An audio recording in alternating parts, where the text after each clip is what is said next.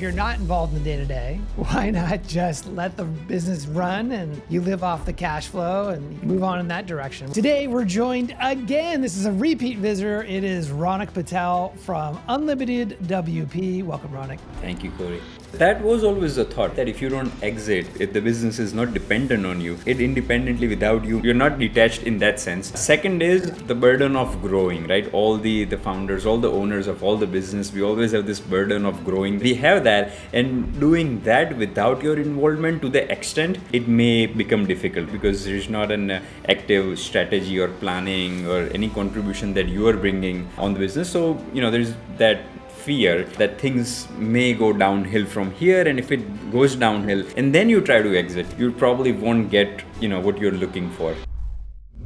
Welcome to the Deep Specialization Podcast, the show where we blend focus, strategy, and client intimacy in order to scale and simplify our businesses and our lives. I'm your host, Corey Quinn.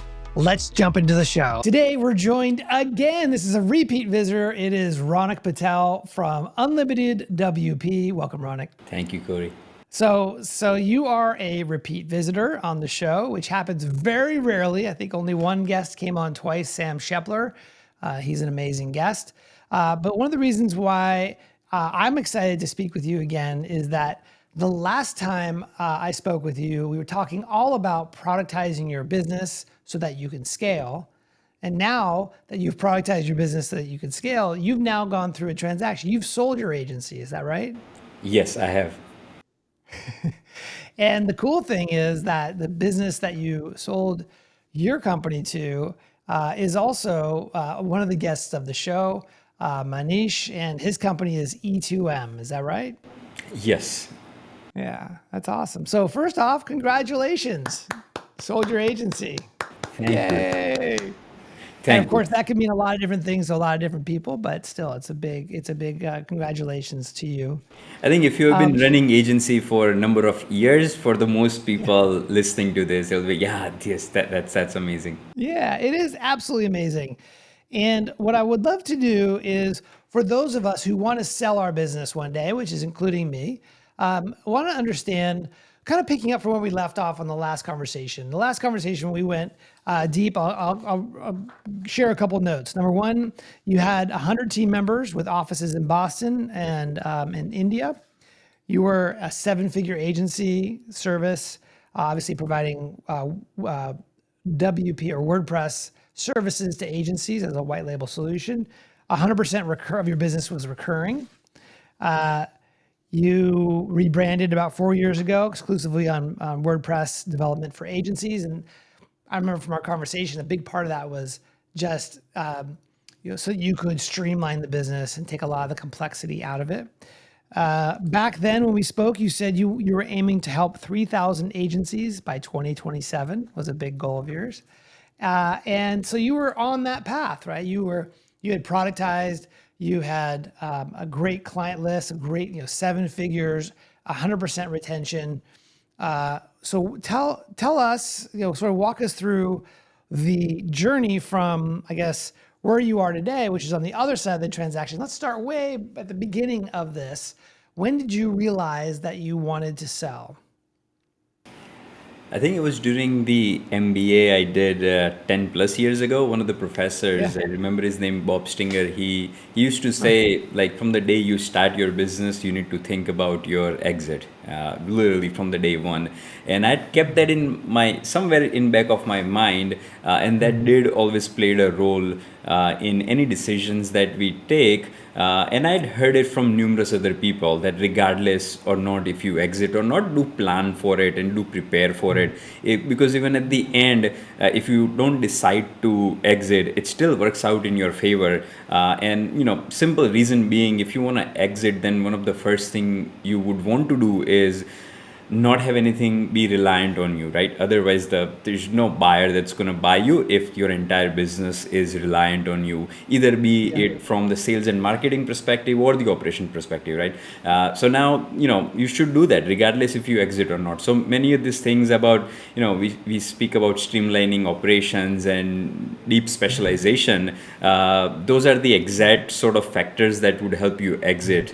So in our case, in that sense, we had been thinking about that from the day one. But now, when Okay. would that happen? There was no fixed timeline. Yes, we had goals, and I think that's one of the tricky part is you have these goals, and you're thinking about exit, but at the same time, you're executing everything as if that exit is never going to happen, right?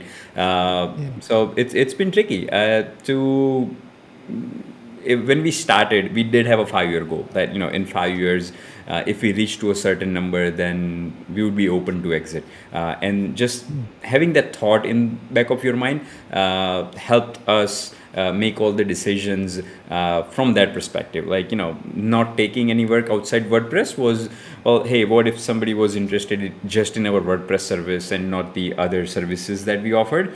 That could be make or break the deal. So let's just be specialized on one, because working with agencies, they're like, can you help us with Shopify, or can you help us with SEO, can you help us with design? And it's so tempting, right? Because you have those clients, and if you just say yes to it, that's an additional revenue for you. So just being disciplined in those moments, having those exit goals in mind, they do really help you shape the way you are running your day to day of your Yeah. agency.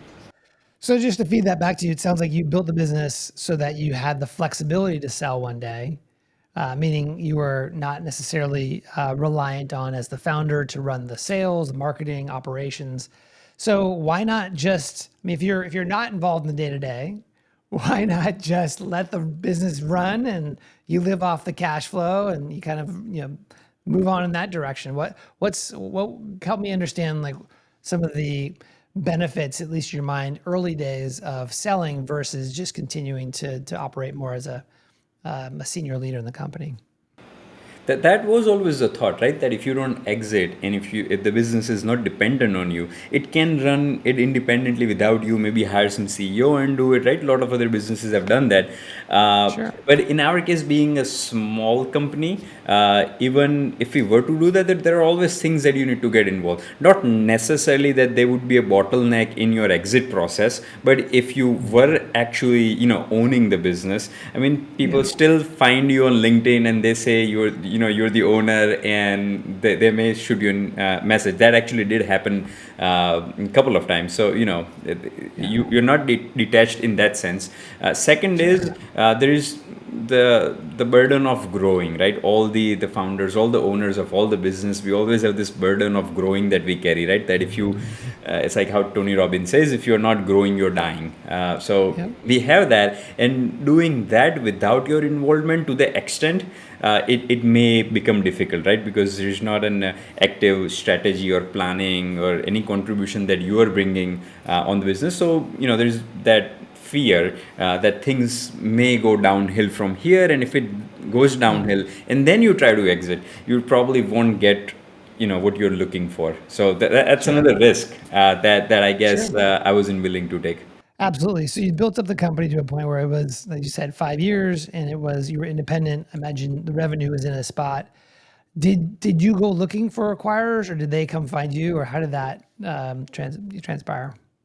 So that I don't know where I read it or how that got into me, but I believe that if you want to exit, then start looking for your potential buyers right now. Like, who could Yeah. potentially buy you? Is it some another bigger agency, one of your bigger clients? And hosting provider is very common in a lot of the spaces, right? And if you know who that buyer is, then again you can prep your agency so that it'll be more suited to that particular buyer. In my case, so we are being acquired by E2M, and Manish has been friend for 6 8 years. Even before Unlimited WP, he was a friend. I met him at a conference in Denver, a digital agency conference in Denver. And the first time we met, we didn't speak to each other. We treated each other like competitors. It wasn't a first good interaction. The second year at the same event, we met, and things had changed. We both had a open mindset, that abundance mindset, and we actually Yeah. connected. And then a year after that, he visited me in Boston. From last couple of years, I moved to India, where E2M is also based out of in the same city. Our offices were Oh, actually nice. 2 miles apart. So Oh, we started okay. this ritual about meeting once or twice for a lunch. And this lunch would go on for like 3 hours, and we being the competitors, if you were to search like white label WordPress development, it's usually in top three, Unlimited WP and E2M. So they're being our biggest competitor, but also Okay. I became friends with Manish. Right now, that was just developing that relationship. Now it was just a by happened to be that we became friend too, right? But let's say if we didn't become a friend, it's just still knowing him, and him having known Unlimited WP from the start. The buyers have Yeah. this fear too, right? Like, what am I buying into it? Like, are these guys legit? Are numbers made up? Right? That they have all, Right. just like a seller, you have all these doubts. The buyer has probably a lot more doubts than you Of have course. about your insider reasons on why you're selling. So in order to mitigate those things, what would be the best thing is, like, make a list of potential buyers, whoever they may be. Do the introduction right now, so by the time you're ready to sell it, and then if you reach out, likely you won't get paid the amount if you had reached out to them earlier, and if they had known your journey from the early days on. That makes perfect sense. And so, just for clarity, does E2M do the same exact thing as Unlimited WP, your business, or did they do other things? Were they a direct competitor? No, they were direct competitors. So they Wow. only work with agencies as well, like us. Big chunk of what they do is WordPress. They do Shopify design, SEO, the things that I was talking. So that makes a strategic fit for them as well, right? That they could Yeah. upsell, cross sell other services that they offer, but they also exclusively work with digital agencies. I love that. And so, so you had this relationship over 5, 7 years with Manish, and that was an option. But were there other options you were considering? Yes. So there are other couple of people that I thought they could be a good potential buyer too. I was in contact with them. We would catch up like once or twice a year, so they at least know what's happening with us. So yes, there were few other options sort of panned out. Manish jokingly had told me during the COVID, he's like, I'll buy Unlimited WP, and whenever you're ready for it. So of course that option was above everything else because he had shown that it Sure. was way early on. But yes, there were other options, like anything that I can think they could be a potential buyer. I was in talk with them. I was in talks with them. Yeah, there were even nothing we never publicly discussed, but there were other parties even last year's who was going to buy a majority of the stake and come in and scale the company at another level. For a few other reasons, it didn't work out, but they had their mindset as well that if I Yeah. was just selling the whole thing, they would also be interested. Funny thing, after I did this, another competitor reached out to me on LinkedIn because I know him. We have talked few times too, and he's like, I'm pissed that you didn't even give us a chance to counter offer anything, right? Oh, And in a way, I was happy to see that, but also I was like, huh, yeah. well, that's maybe lesson learned that, if there are other people who you had panned out, maybe it would be good to give them a heads up before you make a public Right. announcement. Yeah, because they may feel like, oh, well, we had this thing going on and we were never given Right. even a chance to talk about it. Sure. Sure. So, when it came down to the decision, or getting down to the decision, what were some of the factors that were important to you in deciding who the right partner was going to be? So one thing is I wasn't seeking for a total exit because I Mhm. know that there's a lot of potential with what we were doing, like our branding and things were just like awesome, and we didn't Yeah. feel that we had reached to the goals that we had set up. What you said earlier about 3,000 agencies, right?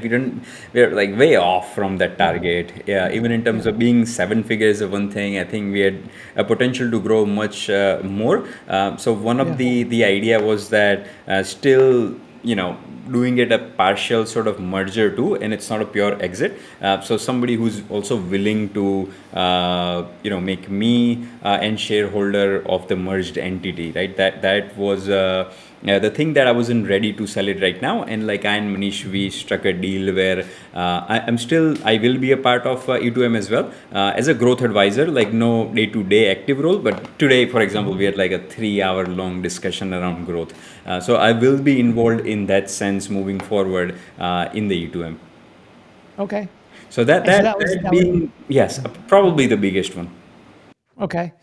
And was if there was another acquirer or potential, partial acquirer who would give you the same terms as, let's say, E2M, what else was important? So in addition to that, what else is important to make in making this decision?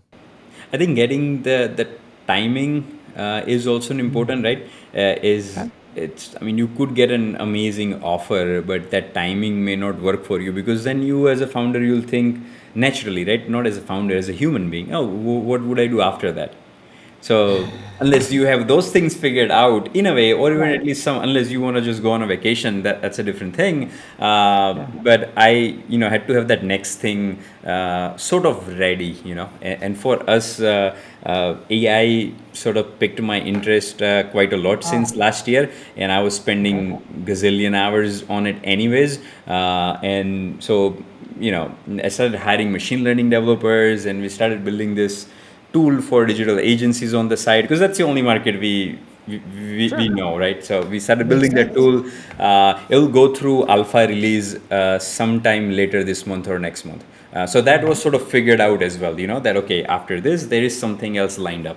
Right. Something to look forward to and that excites you that you want to go sink your teeth into type of thing. Hey, it's Corey. I hope you're enjoying this episode. And I want to let you know that I have a new best-selling book that has just come out that gives you my proven system to escape founder-led sales. It's called Anyone, Not Everyone, and it's been endorsed by Aaron Ross, April Dunford, Dr. Benjamin Hardy, John Ruhlin, and many others. If you'd like to get the audiobook absolutely for free, there's a link below in the description, or you could simply go to anyonenoteveryone.com and start listening right now. Yeah. And gosh, I'm curious. So, what can you share about the new software for for agencies? Anything you can share? I think you'll have to invite me third time for that. Okay. I'll break all the rules. Okay.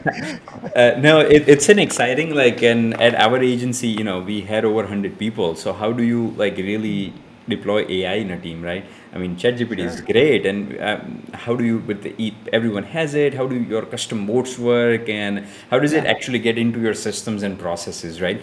So it really helps you optimize, even on top of whatever time that ChatGPT is already saving.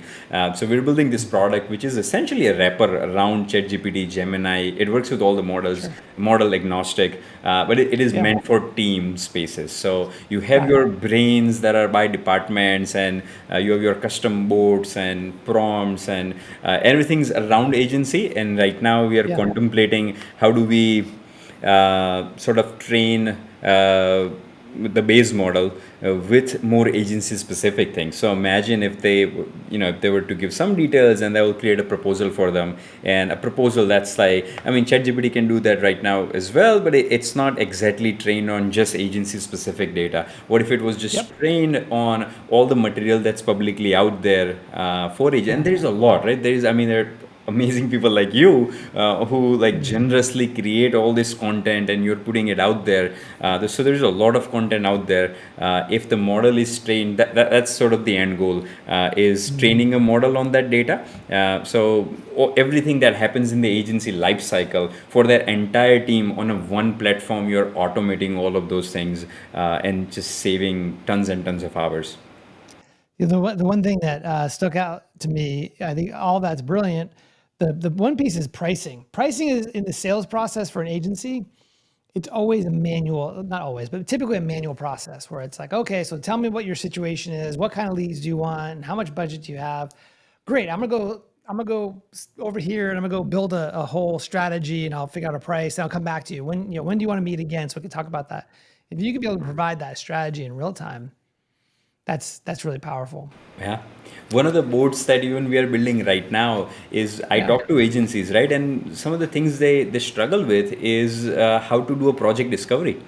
Because you need to have enough experience with the web dev or design to ask those right questions to the client, right? And Yeah. if you don't do that, then you get into the project, and then there is a scope creep, and everybody complains about that because there wasn't a proper project discovery done. It's because it's the proper one is time consuming to asking the Sure. ability to ask those right questions from the limited information that client provides you, right? Like counter questioning them, and there's Yeah. this flow that I always used to go through. It's like, if I do a discovery, it's just my mental model around how I do discovery. Now, I mean, that's just my thing that I can translate into a boat. But as we get more and more users on platform and agencies, we see their use cases and bringing those Mhm. to the all the other users of the platform, that hey, here's an amazing board to do your discovery. And so the possibilities are endless. We had a hard time deciding a niche. We were like, oh, we are such a niche believer, do we do that from the day one, or do we keep this platform a generalize? And after endless discussions, we concluded that we would like to have agency as a niche. Yeah, well, that follows uh, a pathway that I'm a big believer in, which is become an expert in a vertical market, provide solutions to their problems, but at the same time find additional adjacent problems that they have, and you're very well positioned to go and build a great solution for that as well. So I think it's brilliant. Yeah, exciting time. Yeah. So okay, so timing has to be right. The setup or the deal flow or the actual situation of the deal has to actually align with what you want as a founder. Anything else that's important in your experience in trying to decide? Let's say you have three people who want to acquire you. Any other criteria that you went through? It's like, what do they value more? Because different people Mm, would value different things from you. For example, it could be your clients, right? Or it's size of your client, or your reoccurring revenues, what they're after. mm, It could be team. It could be your marketing channels, right? If are you just because they may be bigger in size, but they may be stuck with their marketing channels, but they're not yeah. able to scale it, and they do want a couple of different marketing channels that which you happen to have. So those factors do play in quite a lot. Well, I just experienced, right? What I didn't think that there would be a value for it, like Manish showed an extra interest on those things, which I had sort of discounted. I'm like, yeah, that you should have that, right? So I learned that. So I think even learning early on through your competitors or this potential buyers, right? Just seeing how would your business align better with theirs. It's maybe they're looking for something that's missing in their business, or they're just looking for scale, right? So Mm, understanding those things, I shouldn't be lecturing on it, because that's something I realized while going through the transition, that sure. how do you put a value on the different things that you are bringing to the table, that Mm, changes depending on who the buyer is, right? yes. So that Yes. was an interesting insight that I learned from the process. That's interesting.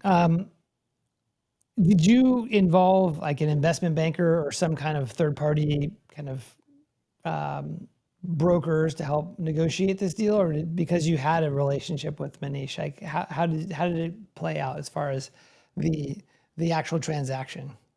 Yes, so in terms of the price, that negotiation, just having known Manish for a long time, that was something mutually hashed out. But for Good. everything else, yes, tons of other people got involved, and that's when it stops being exciting. I think you can't Yeah. really enjoy it. I mean, you're excited when it's like you mutually agree that you're doing it, and then as soon as you start the process, all the mojo is gone. It's all boils down to numbers and how do we migrate this, and taxation and balance sheets, and nothing pretty. I mean, most founders don't enjoy that part, right? So but then that takes up the huge time, announcing it to the team, announcing it to the client. Those are some pretty tough calls to make, and just showing your genuineness, and why you're doing it. You do, like, once again, you need to connect with your clients and your team members. I think we planned this since both the teams were local. We rented out Hyatt in their grand ballroom. We had a AMA session with me and Manish sitting there, and both the teams, like almost 300 employees were there. And Wow. early on we planned those things out, but it takes like immense energy from you. So when we started this process, we were like, how long can this take, right? And just from what we've heard from other people, it's like, yeah, this is a 3-6 month long process. And me and Manish, so this is in April, and we were like, oh, we still have the remainder of the year. Let's not waste it in this M&A, right? Like, how do we expertise everything so that we get back on track and just keep growing the business rather than putting all of our energy and marking 2024 as just an M&A.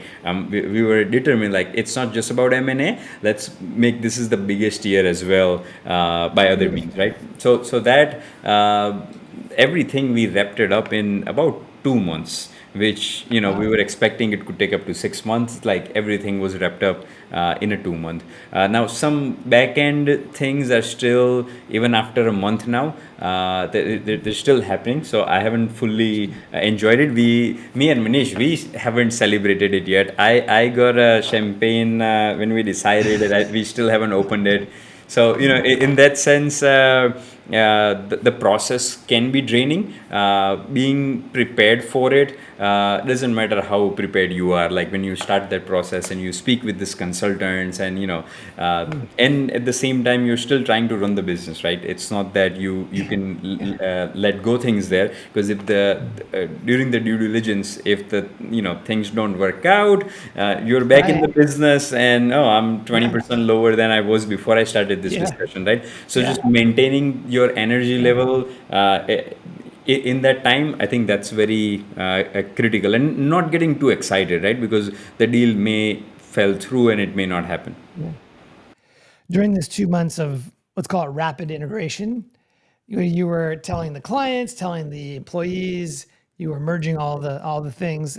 Were there any sort of surprises or things that you didn't expect to happen that happened during that time? Well, nothing in terms of just those migrations. Yeah. I learned a lot more about numbers. When you get into the nitty gritty of uh, balance sheets and P&Ls and how Sure. stuff reflect. I mean, you learn a lot, and there were a few surprises on that front. But the other things, I think, once again, just like knowing your buyer beforehand, there is a trust, right? So you don't have that fear. They're like, oh yeah, they'll understand. I know I said it's 40, but then you look at it, it turned out it's 60 or it's 20, right? So as long as there is that trust, and you were honest. In our case, whenever those sort of things happen, that whatever I had said in discussion, oh, we probably have roughly this many clients on spending this much with us, and then when you actually do the numbers, it may be lower than what you expected, but then you're not worried about it if you're doing, versus if Yeah. you're doing this with some PE or a VC Right. or something, right? That Right. may just derail That's the. adversarial, right? Yeah. It's a problem. Yeah. Yeah. It's a problem. So I think once again, it helps if you had that trust built Yeah. prior Yeah. to the whole M&A. That's super clear to me. What I'm getting from this conversation is that you were able to do this transaction very quickly and roll it out over a 2 month period. It sounds like there wasn't a lot of hiccups, um, based on the fact that you knew the acquirer, right? You knew Manish for a long period of time, a lot of trust that you guys had built over the years. He trusted you, you trusted him, so it was just easy to make it through the process. That's the sense I got. Yes. And Yeah. a couple years ago, I acquired few like assets, like a websites, like a blog and Yeah. a design blog and things like that. Yeah. And those were small acquisitions, like under 200,000. And just doing those, in those cases, I was the buyer. So I kind of had that little experience of Yep. how buyer Yep. must be feeling about things. So that also helped in the process, because I could sort of feel that what the other party must be feeling about these things, or at least how the entire process goes. Like, generally we're like, oh, who pays the money first? How do you, like, the closing date and all this Yeah. concept. If they were new to you, then it adds an additional sort of stress on you because it's the Yeah. first time you are even hearing the term closing date, right? So that could potentially just add more stress. I mean, you will ultimately figure it out, but potentially can add more stress if you weren't familiar with those concepts. Nice. So when are you and Manish going to celebrate? We're saying it in 2 weeks, so we're still saying it in Okay. 2 weeks. But Oh, let's say okay. 2 weeks. September is the E2M's, I think, 12th or 13th anniversary, and they Okay. always celebrated big time, and which is coming up next month. So Okay. likely it would be next month. Okay. Well, I'm excited to hear all about that and see some fun photos. Um, any last kind of advice to agency founders who maybe are down the road, are productized or vertically oriented? They've really built their agency so that it is not completely reliant on the founder, on them as the founder. Any other sort of advice you can give them as they're thinking about maybe finding an acquirer that maybe you haven't mentioned yet? Yeah, I think they should listen to our first Yeah. podcast because Yeah. I think this is just talking about like actually exiting, but there's a lot that you need to build your business in a way that even Yeah. somebody would even find it attractive to buy, right?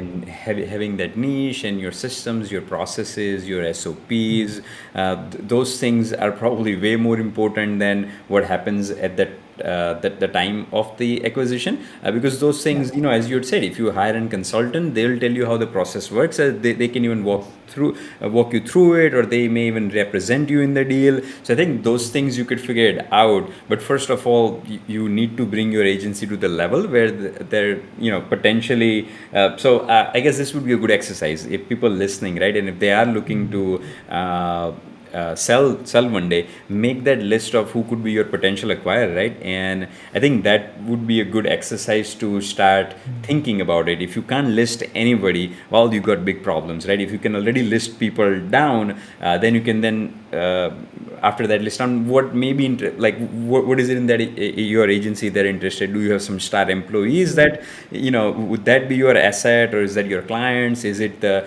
revenue is a big thing to think about, right? Like in the agency space, the multiples, generally people talk about 3 to 5x of your IPTA, right? Which is the products would have a much higher than that, and that's the whole idea about productizing your service, so you can increase that multiple.